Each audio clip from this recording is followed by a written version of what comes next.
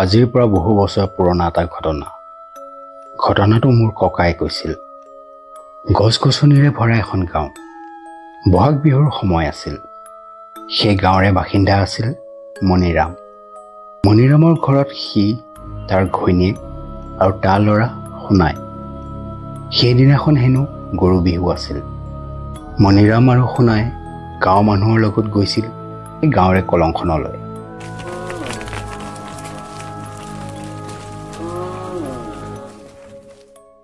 চাৰিওফালে যেন উলহ মালহেৰে ভৰি আছিল সেইদিনাখন। গৈ গৈ সকলো কলংখন পাইছিল। কলংখনত নামি সকলো গৰু গা ধুৱাই আছিল। সিফালে সোণাই তাৰ লগত ধন আৰু টুটুৰ লগত কলংখনৰ আগলৈ গ'ল।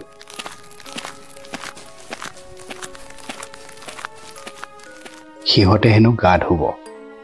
কোনো নথকা ঠাইডোখৰত গৈ সকলো কলংখনত গা ধুবৰ বাবে নামিছিল। হাঁহি ধেমালিৰে সিহঁতে সাঁতুৰি আছিল। সিফালে সোণাই আকৌ সাঁতোৰাত পাকৈত আছিল। সাঁতুৰি সাঁতুৰি সি কলংখনৰ মাছ পাইছিলগৈ।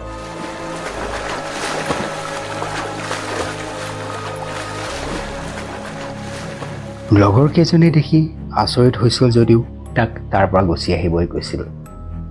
কিন্তু সোণাই যে মন নিদি সাঁতুৰি আছিল। অলপ পিছতেই যেন সোণাই চিঞৰিব ধৰিছিল। এনেকুৱা লাগিছিল সি যেন ডুবিব ধৰিছে। লগৰ কেইজন লগে লগে সাঁতুৰি তাৰ ওচৰলৈ গ'ল।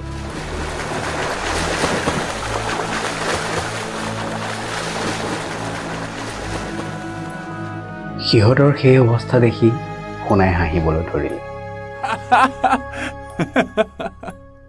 সোণাইৰে সেই ধেমালি দেখি লগৰ কেইজন খঙতে তাৰ পৰা গুচি আহিলে। তেনেতে পিছফালৰ পৰা পানীত শুনিলে এটা শব্দ। ঘূৰি চাই দেখে সোণাই পুনৰ ডুবি আছে। সোণাই বহুবাৰ চিঞৰিব চেষ্টা কৰিছিল, কিন্তু তাৰ মুখৰ পৰা যে কোনো মাত ওলাই অহা নাছিল। তাৰ যে এনেকুৱা লাগিছিল কোনোবাই তাৰ ভৰিত ধৰি টানি লৈ গৈ আছে তললৈ। সিফালে তাৰ সেই দৃশ্য দেখি লগৰ কেইজনে পুনৰ সি ধেমালি কৰিছে বুলি মন নিদি গুচি আহিলে। ধন আৰু টুটু আহি আহি গৰু গা ধুৱাই থকা ওচৰ পালেহি। সিহঁতক দেখি সোণাইৰ দেউতাকে সোণাই ক'ত আছে সুধিলে। সি আগত গা ধুই থকা বুলিয়ে ক'লে। অলপ সময় পাৰ হৈছিল। সকলো যাবলৈ ওলাইছিল।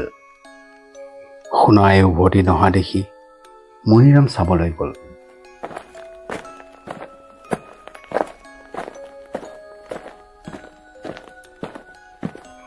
সেই ঠাইডোখৰত গৈ দেখে কলংখনত কোনো নাই।